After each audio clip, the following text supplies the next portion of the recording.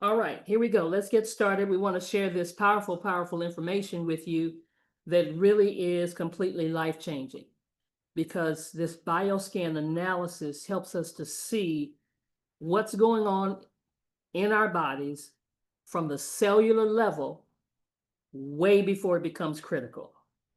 And the problem with that is that too often we go to the doctor and he tells us you've got stage 4 cancer. Well, heck, what happened to stage 1, 2, and 3, right? So the power of this bioscan, because everything, every disease, every whatever it is that we go through in our bodies and in our lives, it starts in the cells. So we understand that in 2020, nearly 700,000 people died from heart disease in the United States. And for 25% of them, the first time they found out they had heart disease was at death. Now, that's not a statistic we want to talk about because that's just not a good thing. So it could have been prevented. And unfortunately, a lot of times when we go to the doctor, we're not told that something could be prevented. 90% of heart disease is preventable. And then we don't understand the statistics that are out there. You know, we know that cancer is number one cause of death, and then we got other things that are causing. At one time, coronavirus, was the cause of death. But another major cause of death is medical error in the hospital. 2/3 of adults are now overweight or obese, and we have an epidemic cascade of debilitating disease that's overcoming the country. There's no way we can sustain the current style of care with the epidemic that we're creating with our diet and lifestyle choices. The diabetes, the arthritis, the heart disease, the dementia, the obesity, the cancers are affecting about 70% of deaths. All the data is that those 70% of deaths and morbidity are largely lifestyle related and preventable. Most kids by age 10 in the U.S. already have fatty streaks in their arteries, the first stage of atherosclerosis leading to heart attacks, strokes. Here in American medicine, we operate from the disease model.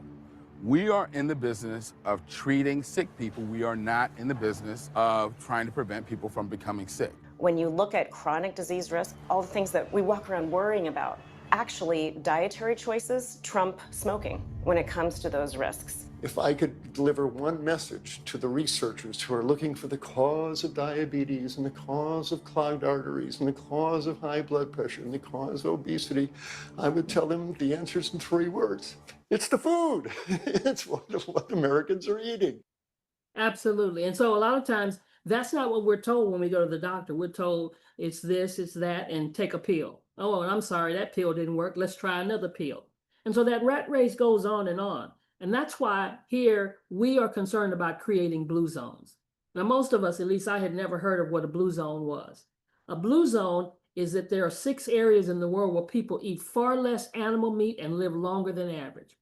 We're talking about people that live to be hundreds of years of age. And we only have one place in the United States, and that's Loma Linda. So we need to start creating blue zones in our own home, and then our community, in our neighborhoods, and in our churches, and our congregations. And the only way we can do that is to start with education. Because we have a term called suicide. We're actually digging our graves with our fork. And the reason is we're doing it because we're eating too much animal protein, too much processed food, salt, and sugar, and we're living sedentary lives. When I was a kid, the first thing you did was when my mama, she made me practice my music, she made me do my homework, and then I could go outside and play. But not today. We're sitting in front of our computers, we're sitting in front of our Game Boys, and we've got too much animal protein, and it's impairing our kidneys and our organs and our cells, and that's contributing to faster aging, cancer, heart disease, and obesity. Even Dr. Oz said it like this: our genetics load the gun, but our lifestyle pulls the trigger. So there's not a time when I sit down with a person like you did to get this bioscan that they'll think about what's genetically in their family. Oh, your mama had a heart attack, your grandmama had a heart attack, and so it's just in my genes. No. What's in your genes is that we eat like they ate, so we have what they had. So we're going to look at 5 things that might be the source of sickness and disease, and then we're going to get into the actual scan report that you're going to be able to take a look at. 1, as we go through our lives, because of the way we eat, because of the food that they intentionally put stuff in, that they're just killing us softly, and we're getting a lack of oxygen. And when you get a lack of oxygen, and I'm not talking about the oxygen we breathe, I'm talking about the lack of oxygen that comes through the bloodstream. Because not only does blood flow through the bloodstream, but oxygen does as well. Also, we've got mucus and parasites. Mucus building up. Most of the time it's from dairy. And when I say dairy, everybody immediately thinks I'm talking about milk. And I am, but not only milk. Because mucus comes in so many different other areas of our lives. So we've got mucus and we got parasites. We also have toxicity.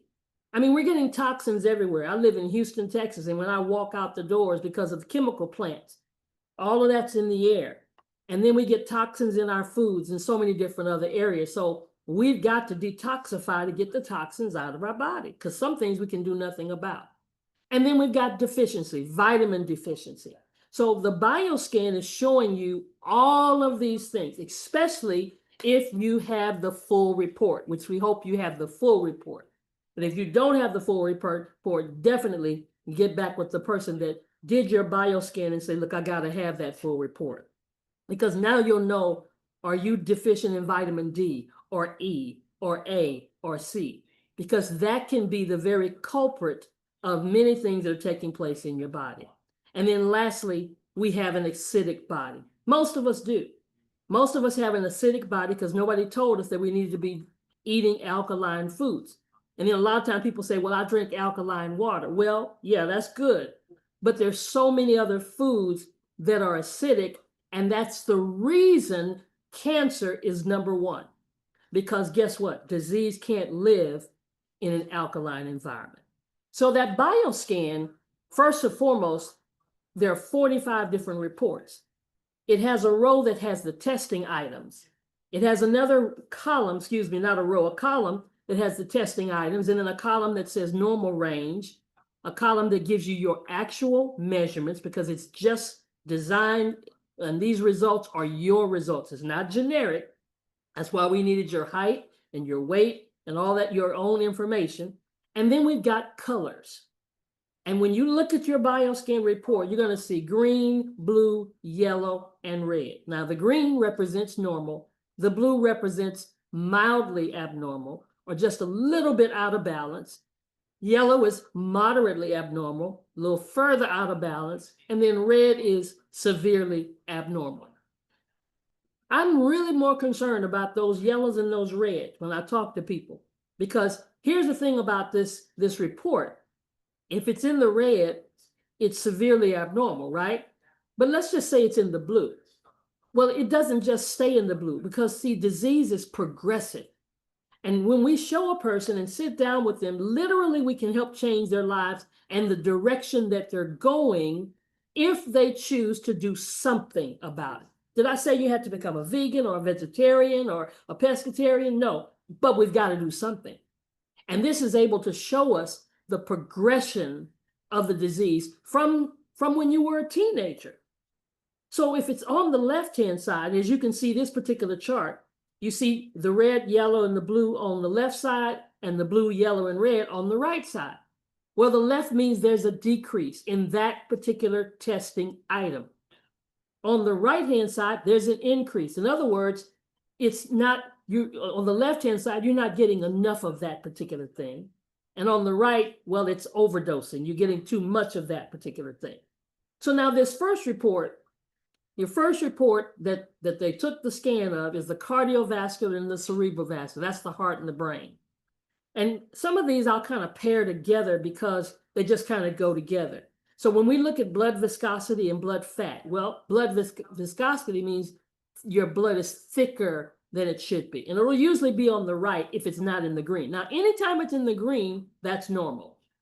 But we're looking for mostly those yellows and reds. We're trying to see where are you out of balance. And I'm going to say it again. This is usually way before it becomes critical. So that's why this is such a wonderful thing. And we're so blessed when we sit next to somebody that we can actually be a blessing to them. So if it's blood viscosity, that means it's thicker than it should be. Kind of like changing your oil in your car. If you don't change the oil, it gets too thick and you got sludge that thickens the oil in the car and the car doesn't run well. But then if you got blood fat, fatty tissues, the same thing happens. And remember, all this is around the heart. Also, cholesterol crystal. Now, most of us kind of know when we've got cholesterol problems because they probably got you on statin.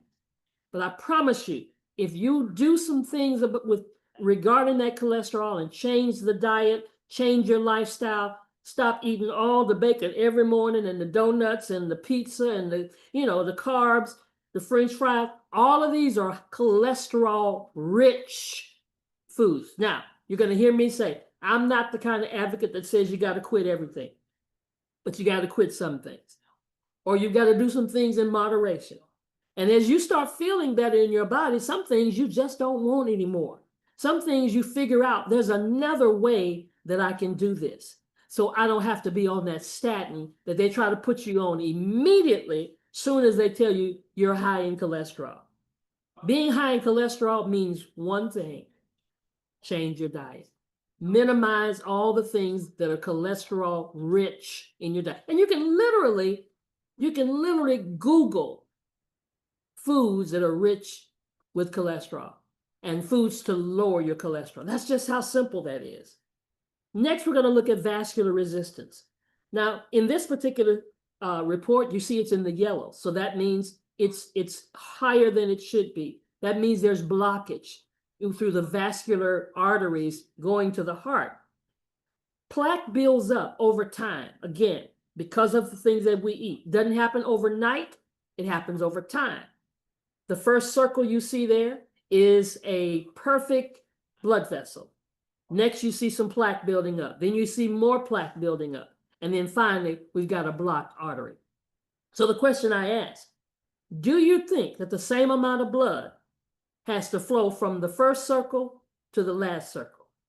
And sometimes people tell me no, but the answer is yes. The same amount of blood has got to keep you alive, but it's having a harder time flowing through the blood vessels on number 3, and definitely it's not getting anywhere in number 4. So what does that mean? That means you're headed toward a heart attack or a stroke. And then again, the solution is not necessarily the medication. Now, if you go out and step on the side of the curb and somebody hits you and they rush you to the emergency room and they give you some medication, you need to take it. But the message that we're trying to get across is there's some other options to living with it for the rest of your life. So that blocked artery, we got to get the plaque removed, and we teach you how to get the plaque removed.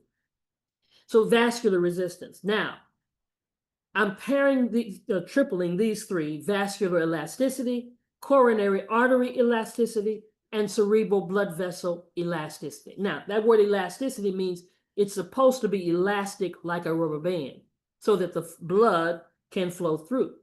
The difference in these 3 is the location. Vascular is just that plaque building up. And some of us have heard the term hardening of the arteries. Well, that's what that means. It's no longer elastic, and the artery is starting to harden because of what? Plaque buildup. And you can see in the second picture, it's starting to harden. But in the third picture, it's hardened so much that it broke. It snapped. That's called heart attack or a stroke. And then again, the solution is getting rid of the plaque. So the vascular is around the heart. The coronary is actually on the heart. That's a blood vessel on the heart where the elasticity is being lost. And then cerebral is on the brain. So in all 3 areas, it's very important to be able to look at your bioscan report and see where are you. If it's over on the left-hand side in the blue, the yellow, or the red, again, blue is mild, yellow is abnormal, moderate, and red is severe, then that means that plaque has really starting to build up in those 3 areas around the heart, on the heart, and on the brain. And the work that needs to be done now is to start getting the toxins out, getting the mucus buildup out, and changing some things in your diet that's causing the plaque to build up. Then we have myocardial blood demand. Every 60 seconds, the heart demands a certain amount of blood to get to the heart. And one of the ways you can really know is hit some stairs. I'll never forget when I first started on this journey and we were climbing some stairs at church. And by the time we got to the first set, you heard me say first set, there were 4 sets. I already knew I was tired and I said, oh, something's wrong here. That's how you can really tell how much in shape you really are. And so have you noticed when you do work out how the heart beats faster because it's requiring more oxygen and blood to get to the heart? That's how myocardial blood demand works. Then we have blood perfusion volume. Anytime you hear the word perfusion, that deals with oxygen. And that volume of oxygen that has to come through the heart vessels, the blood flow, should be a certain amount. But when it's compromised because of the plaque buildup, now you're not getting the kind of blood flow that you should be. We also see myocardial oxygen consumption. All of these things we're focusing on, where is it in your life today? Where has it built up to over time? Is it in the green, the blue? Because every time the heart contracts, every time you get a heartbeat, a certain amount of blood is coming through, a certain amount of oxygen is coming through. The next one is stroke volume. Now, this doesn't mean having a stroke. So don't panic if you see you're in the yellow or the red. It doesn't mean that you're having a stroke. Every time the heart contracts, it's called a stroke. 1 stroke, 2 strokes, 3 strokes. And you may not be stroking as well as you should be. But it's not a difficult thing to fix. Simple. You got to have movement in your life. See, people think exercise is so you can get fine and get back to the clothes you used to wear. Yeah, well, that's cool too. But that's not the real reason that we need to have movement and exercise. It's because of that stroke volume. Because you want your heart. You got to push that heart. That's why you got to do things more. And I've had people that are runners and their stroke volume wasn't where it needed to be because your body can get used to doing certain things. And so now you have to push it a little bit harder. Left ventricular ejection impedance. That word impedance means blockage from the left ventricle of the body. The left ventricle is responsible for sending blood to the other parts, blood and oxygen to the other parts of your body, like your legs, like the lower extremities of your body, which is why some people have problems with blood flow and their legs get numb and their feet get numb. Well, that's a telltale sign that that blood and oxygen is not flowing or it's being blocked by toxins and plaque and mucus that's building up over the body. Coronary perfusion pressure. Remember what I said, perfusion stands for oxygen. The walls of your coronary artery are only so large. And so sometimes when we've got plaque buildup, we're putting pressure on those walls. And so that's why it's important for us to change some things in our diet, in our lifestyle, so that we can cause all this blood and oxygen to flow better. Remember I said one of the problems was the lack of oxygen. And then lastly, brain tissue blood supply status. Self-explanatory because the brain has tissues, right? And a certain amount of blood supply has to flow to the brain. And when it does not, when it causes blood clots because of the plaque, that leads to a stroke or an aneurysm. Now, the second report that they did on the BioScan with you was your gastrointestinal function. That's the gut. And this is so important because many of the things that sometimes take place in our heart and our brain is a result of what's taking place in the gut, because 75% of your immune system is in your gut. So the first thing on this report is pepsin secretion. Now, pepsin, I call it a chewer because it's responsible for your digestion. Have you ever eaten something and felt like it was just sitting there? Felt like you were just bloated, you had to sit back, or maybe you went to sleep. You went to sleep because your skin color. No. Because pepsin is tired of chewing. Because number one, we don't recognize we should be eating a certain kind of way. And most of us in especially the United States, we eat so fast. And so that pepsin says, hey, I'm so tired of chewing. So therefore, now that food just sits there. Because we don't even realize digestion takes place a certain kind of way. anytime you eat something that has a body temperature, let's say you're eating an animal, whether it's a chicken or a cow or a turkey, and it has a higher body temperature than ours, the body has to work to break down that protein and oil that's in that particular animal. For instance, the cow. Oh, we love it, right? But it has a higher body temperature, which is why when we eat the beef, it takes longer for it to digest.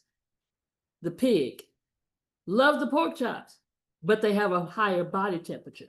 The turkey. Now we understand why everybody goes to sleep on Thanksgiving dinner after they get through eating. Chicken. Oh, Lord have mercy.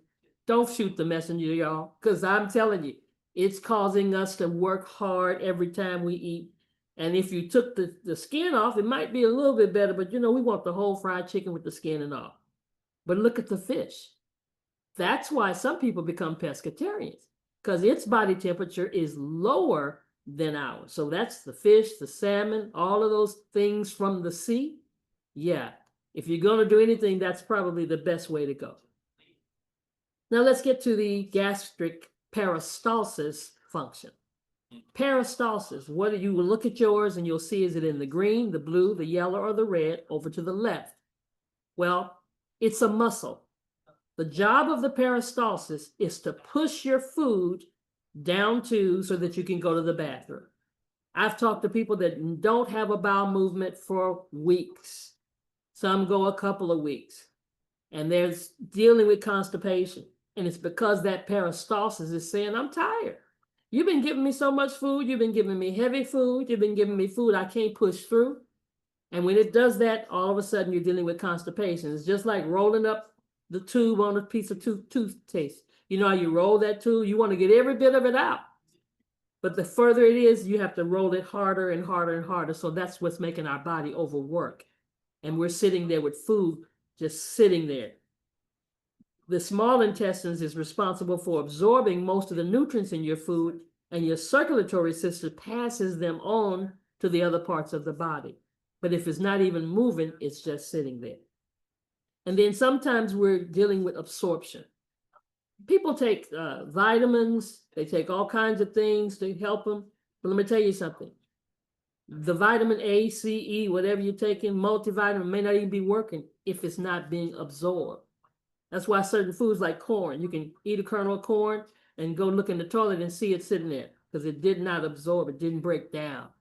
But when your absorption is over to the left, that's why you're feeling bloated, because that food is not absorbing. That's why you're trying to do good things like vitamins, because we've actually got 10 to 25 pounds of undigested food sitting in our gut. There's a picture of an intestines, a man, they opened him up after he died, and you know, it's intolerable. You can't even take a look at it because all that food was just sitting there.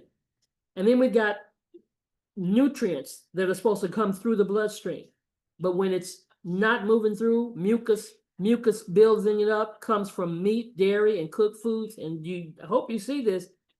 Mucus is not just milk. It is the cheese. It is the salad dressings that we have. We love the ranch and the blue cheese. And all of that mucus that builds up, it hinders those nutrients to get through your blood system. And it's causing allergies, colds, and deficiencies. I put this picture on here because this is our normal, and I'm from Texas, and we love our barbecue. But when we see this is a 4-meat plate. That's a very popular plate with the potato salad and the coleslaw, and not a single vegetable. So if you're gonna do it, let's knock it down to 1 meat and add some greens. See, it should be like a 70-30 or 80-20. More fruits and vegetables and things and salad and everything. And then 20% of that is just the meat. We got to reverse this picture. Add some raw to the plate. And then we've got the small intestines. The small intestines, as I said earlier, absorbs the nutrients in your food and your circulatory system. Same items, peristalsis and absorption. If it's not in the green, it's going to be in the blue, the yellow, or the red over to the left. So we need to clean it up. And the large intestines, the colon, same principle, peristalsis and absorption. It'll be over to the left. That means you are not digesting in the large intestines area of your body. And sometimes we don't realize about the colon. The colon is so long. See, it's fitting all inside of our body, but it's a quarter length of a football field if we were to stretch it completely out. And that's why so many people have problems. And then some people go and have a colonoscopy and they say, oh, I had a colonoscopy. But that's more. You saw we talked about the gastrointestinal, the small intestines, and the colon. So we're still having problems that we need to clean this colon out. There's no healing unless we do this. And then when we don't do it for a length of time, we have intestinal bacteria. And so understand that your body has bacteria, good and bad. So the key is, which do we have the most of? Do we have more good bacteria or more bad bacteria? So we got to stop eating the crap. Stop eating, drinking the carbonated drinks, the refined sugars, the artificial foods, and the processed foods. So many things that we have been accustomed to doing in our lives, but because of the lack of knowledge, we're destroyed. We've got to add more greens, more alkaline foods, more leafy vegetables, more fruits and vegetables, more things that have one word. When we look on the back of the label, we see 14, 16 different ingredients that we can't describe. But we need to pay attention to one word foods. And then the last of the large intestines is that intraluminal pressure. That's the last one on the bottom. And we see that the test results would be to the right, meaning there's putting pressure. So there's so much food still in our intestines. It's putting pressure on the walls of our intestines, because just like the arteries, it's only so large. So that pressure, the pressure that moves stool through the intestines, when it's excessive, that's constipation, irritable bowel syndrome. When there's inadequate pressure, now we got diarrhea and incomplete evacuation. So, as I said earlier, we have to teach about digestion, because according to the Mayo Clinic, after you eat, it actually takes about 6 to 8 hours for food to pass through your stomach into the small intestines. Your food enters your large intestines for further digestion, absorption of water, and finally elimination. So in other words, it takes about 36 hours for food to move through the entire colon. Who waits 36 hours before they eat? Nobody. That's why in certain countries, they say we just eat too fast. We don't eat sitting down like we used to. We're walking and eating, all these things. And then we don't understand that certain foods take longer than others to digest. So say, for instance, if you sat down and you had a plate and you had some strawberries on it, and then you had some salad, and then you had some rice and some spinach, and then you had a steak. Well, guess what? If you ate them one at a time, it'd be good. But if you ate the rice and then ate the steak, just after you ate the strawberries, your body would say, hold up, wait a minute, steak is here. And it's going to take it from 30 to 60 hours. It's going to take it from, let's go the beef, 3 to 4 hours. It's going to take it 3 to 4 hours. So everybody else got to hold up, wait a minute, let's work on this beef. Hold up, wait a minute, let's work on these potatoes. And all that fruit that you just put in your body before you ate that now begins to ferment, because it has to wait, because it has been overridden by the other foods that take longer. And that's what causes waste. W-A-S-T-E. See, everybody's concerned about W-E-I-G-H-T. But we need to be concerned about the waste in our gut. And then the liver. This liver report is so important, because the job of the liver is to help filter. It's like when you look at your liver fat, and I'm starting from the bottom with this because it's just so important. And when your liver's in the blue, the yellow, or the red, especially the red, because most people, when I give them their first bioscan report, it's usually in the yellow or the red.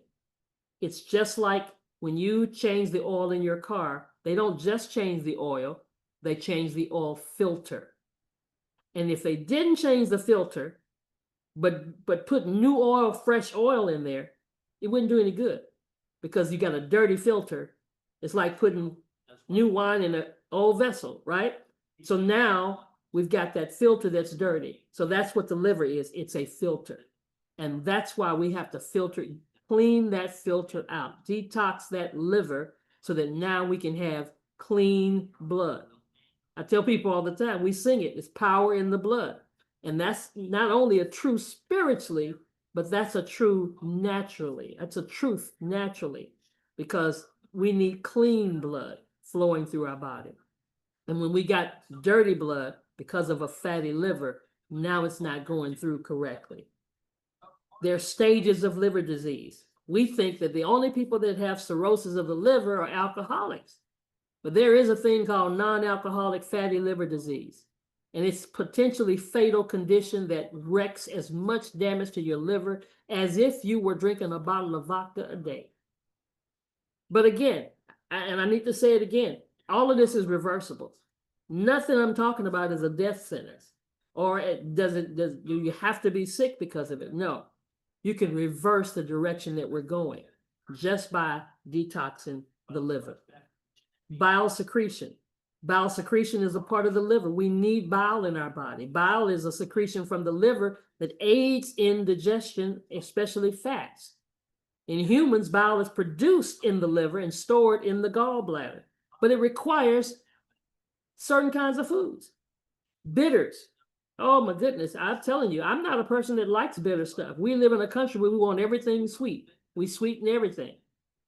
There are other countries that live on bitters, drink bitters, eat bitters, have some bitter things in their diet on a regular basis. But there are certain things that we can have, like organic acids like apple cider vinegar, and bitter herbs and veggies, and warming spices like ginger, and prebiotics and probiotics that will help us with our bile. And then these last three in the liver, your protein metabolism, your energy production function, and your detoxification function. And so we're looking at these on the left-hand side. They'll be on the left if they're not in the green, just letting us know that our liver function is not working at its optimum. Kidney. Now, the one I want to address first is the second one, uric acid. Every time I see a person that has uric acid and it's in the red, they've already experienced gout. When you have a meat lover, they just love it, they can't do without it, their uric acid is going to be up because that uric acid is going to be out of balance. And everything else in this particular report is just showing us that our kidney function is not operating at its optimum. And then the proteinuria. Well, guess what? The body produces proteins. God made our bodies. We're so wonderfully made. But we sometimes do the wrong things that cause us to get out of balance. And so we're putting too much protein in our body. He made our bodies to produce its own protein. And so now we have people that are dealing with kidney disease. Kidney disease doesn't happen overnight. It happens over time. But because we go to the doctor, all he says is that you've got kidney failure. Well, tell me when it looks like. Why? Because their equipment is not calibrated like this bioscan to even let us know you're starting to move in the wrong direction as it relates to your kidney. And many times people that are diabetics, they end up having to have amputations. And we see that happening more and more. But if we would understand what we need to do in our bodies and in our lives, that we wouldn't have all this proteinuria. Start eating plant-based foods. Try something different. Because now, because of the pepsin and the peristalsis in the gut, it overworks the kidneys. Because see, dialysis, all that is a filtration system. It's a man-made filtration system when the kidney is no longer doing the filtering. And then last but not least was a report that talks about your body being acidic or alkaline. It was the last report that they took for you. Now, maybe you've never heard of that before, but here's the example I use. When you take a Duracell battery or Eveready battery, put it in something. Back in the day, we used to put it in a boom box. It'll play. Yeah. When it starts dragging, it's lost its alkalinity. It's called an alkaline battery. Well, guess what? Food does the same thing. Diet, toxins, and don't let me forget, stress. causes the body to be more acidic than it is alkaline. And this report, the very last thing here, the pH is what's letting you know where your body is as it relates to its alkalinity. So when we look at this chart, we want to be on the 7, 8, 9, and 10 more than we're on the 3, 4, 5, and 6. If most of your diet is 3, 4, 5, and 6, your body's acidic. And you're open. Did I say it again? Disease cannot dwell in an alkaline environment. So what does that mean? That means a person could literally be diagnosed with cancer and live their life on 7, 8, 9, and 10, and cancer cells would start to die without chemo, without radiation, and without surgery. So every single individual has the potential to become a rechargeable battery by detoxing and becoming alkaline. It is reversible. So you got to flush your body with a cleanse. Get the toxins out, the mucus out, the waste out, the parasites out, the plaque out, plus juicing and eating more fruits and vegetables. Because this bioscan is like a warning sign. I live in Houston and we get a warning before a hurricane hits, before a tornado comes. And if we do nothing, you're affected by it. If we watch this bioscan and look at these reports and absolutely do nothing, understand it is progressive. But at the same time it's progressive, you can choose whether it progresses to the right or to the left. Whichever direction is completely up to us. We are completely in control. So that's why I really want every person that's watching this and sees this to get the full bioscan report. Because there's some areas that I just didn't cover here that you need to look at and make sure you're not in the red. Because there are 45 different areas of your body. This is over 100 pages. And it even includes for women, your breast, and for men, your prostate. So you definitely want to get back with the person that did your bioscan. Make sure you say, look, I need the full report. And then make sure you know your blood type. Because your blood type is a more reliable measure of your identity than race, culture, or geography. It's a genetic blueprint of who you are and a guide to how you can live most healthfully. Because one person's food is another man's poison. Sometimes we're eating the wrong thing that's toxic to our blood type. And there are kits that are easily available for you to get your blood type. You can do it, take you about maybe 5-7 minutes to do it. Everything you need is in there. You don't have to pay hundreds of dollars by going to the doctor to get it, because a detox is what you ultimately want to do. Everyone should be detoxing at least twice a year, full detox, so many different kinds.